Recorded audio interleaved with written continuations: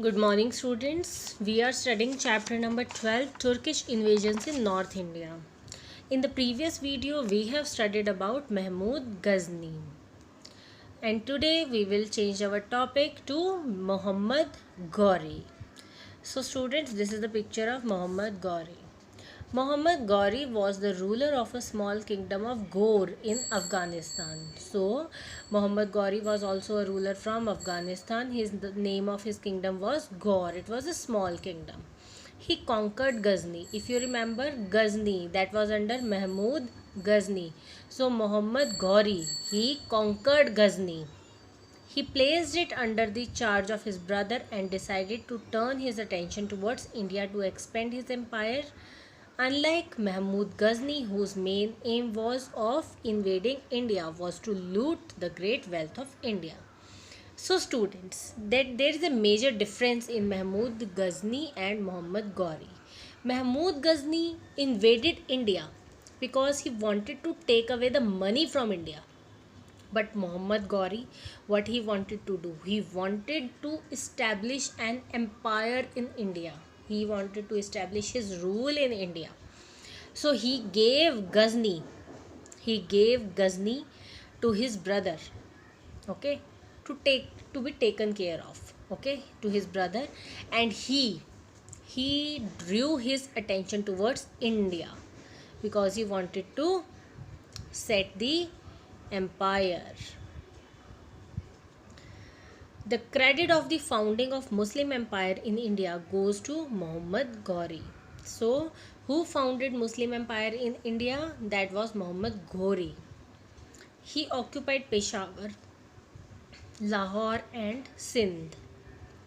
So he invaded Peshawar, Lahore and Sindh and conquered them. So he occupied them. He was defeated in the first battle of Tarain by Prithviraj Chauhan, but was victorious in the second battle of Tarain and took over Delhi and Ajmer.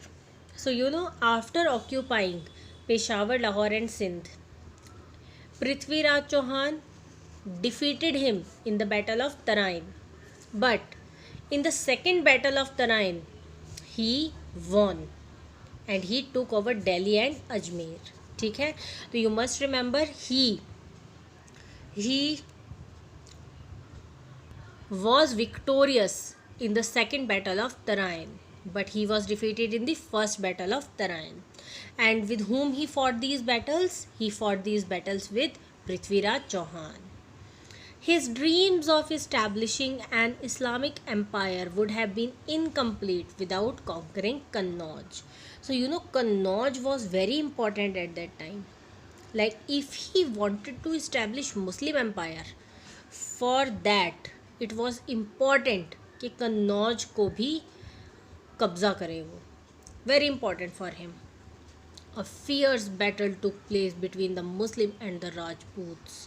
So there was a destructive, dangerous battle between Rajputs and Muslims. The power of Rajputs was crushed, King Jaichand was defeated, and Muhammad Ghori Empire occupied Kannauj and Banaras. So what happened in this battle? Rajputs were defeated. They were crushed by Muslims. King Jaichand, he was defeated and Muhammad Ghori was victorious, and Muhammad Ghori occupied Kannauj and Banaras. Muhammad Ghori did not have a child of his own. So Muhammad Ghori, he did not have a child. He put his territories under the charge of his trusted slave and General Qutbuddin Aibak. So he had a trusted slave. Under his charge, he used to put his empire, and his name was Qutbuddin Aibak. The disunity among Indian rulers and the caste system were the main causes of the success of Ghori and defeat of Indian rulers. So कैसे, how is it was possible कि कोई बाहर से आके भी हमारे Indian rulers को हरा दे? Because in Indian rulers disunity was there. वो unity में रहते ही नहीं थे. They used to fight with each other, and the caste system, these were the main causes that Muhammad Ghori was able to crush them. The common people were dissatisfied as they had no contact with the rulers. Even common people also, they did not like their Indian rulers of that time because they did not take care of their people. Some Rajput rulers helped the Turks against their own country. Even some Rajput rulers, they also helped Turks against their own country. Moreover, the feudal system, where the landowners were very powerful, weakened the power of the king.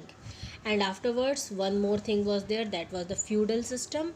Under that feudal system, landlords were very powerful, and because of their power, the king's power was weakened. Weak हो गया था king. Gauri's army was well equipped and his campaigns were properly planned. And Muhammad Gauri's army, that was also very well equipped. बहुत सारे उनके पास सारे के सारे हथियार होते थे, सारे वेपन, सब कुछ होता था. एंड कोई भी अटैक करना हो तो वो पूरा प्रॉपर प्लानिंग से करता था.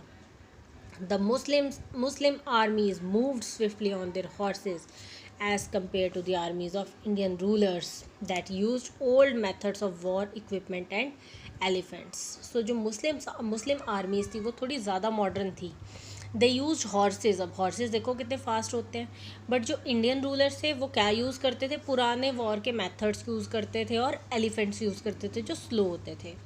The elephants were not of much help during the war as many a time they turned their wrath on their own forces. तो एलिफेंट्स क्या कर देते थे, कई बार अपना गुस्सा अपनी आर्मी पे ही निकाल देते थे, अपनी आर्मी वालों को ही मार देते थे. Okay, then do you know, except for conquering Gujarat, Gauri was successful in every invasion.